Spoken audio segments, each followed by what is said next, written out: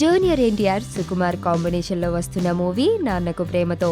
ఈ మూవీకి సంబంధించిన షూటింగ్ పార్ట్ పూర్తిగా అయిపోవడంతో ఇక వీరిద్దరూ ఎవరి పనుల్లో వారు బిజీగా ఉన్నారు.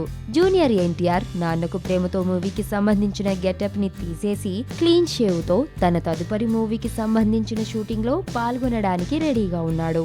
ఇక సుకుమార్ సైతం తన అప్కమింగ్ మూవీకి సంబంధించిన ప్రీ ప్రొడక్షన్ పనులపై దృష్టిని పెట్టాడు.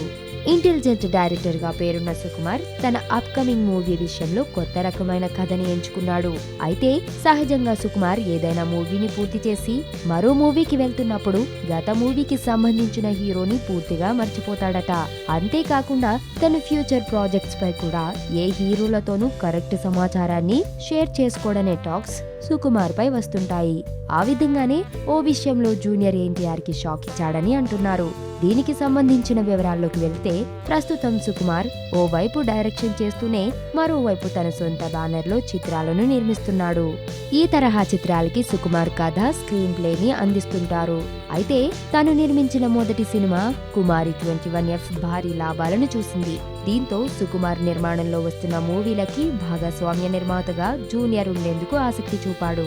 ఈ విషయాలన్నీ సుకుమార్ కి చెప్పగా సుకుమార్ సైతం జూనియర్ ని భాగస్వామ్య నిర్మాతగా తీసుకోవడానికి ఆసక్తి చూపాడు. అయితే తాజాగా సుకుమార్ తన బ్యానర్ లో సెకండ్ మూవీని మొదలు పెట్టబోతున్నాడు.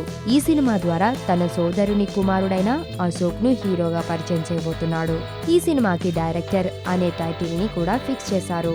కానీ ఈ విషయాన్ని జూనియర్ కి చెప్పకుండా సుకుమార్ పనులు స్టార్ట్ చేయడంతో విషయం తెలుసుకున్న జూనియర్ షాక్ అయ్యాడని అంటున్నారు.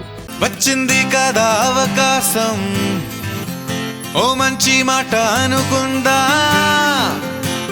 ఎందుకు ఆలస్యం, అందర్నీ రమ్మందా.